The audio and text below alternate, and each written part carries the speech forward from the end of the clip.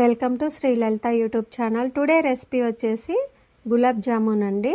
నేను ఒక పావు కేజీ పిండి తీసుకున్నానండి. కొంచెం పాలు, కొంచెం వాటర్ తోటి పూరి పిండిలా కలుపుకున్నానండి. చిన్న చిన్న బౌల్స్ లాగా నేను ఉండలు చేసి పక్క పెట్టుకున్నానండి. ప్యాన్ పెట్టేసి ఒక గ్లాస్ వాటర్ వేసి ఒక కప్పు చక్కెర వేసుకున్నానండి. ఓన్లీ చక్కెర కరిగే టైంలో నేను కొంచెం 2 ఇలాచీ దంచి వేసుకున్నాను.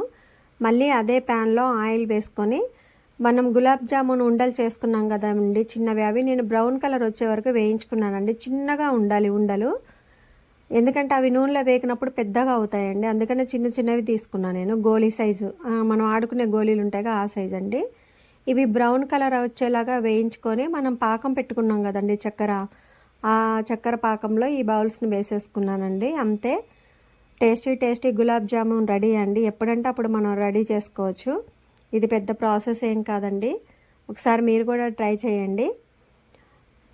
Thanks for watching. Please do like, share and subscribe my YouTube channel. కొత్తగా పెట్టినటువంటి ఛానల్ కదండి, సపోర్ట్ చేయండి.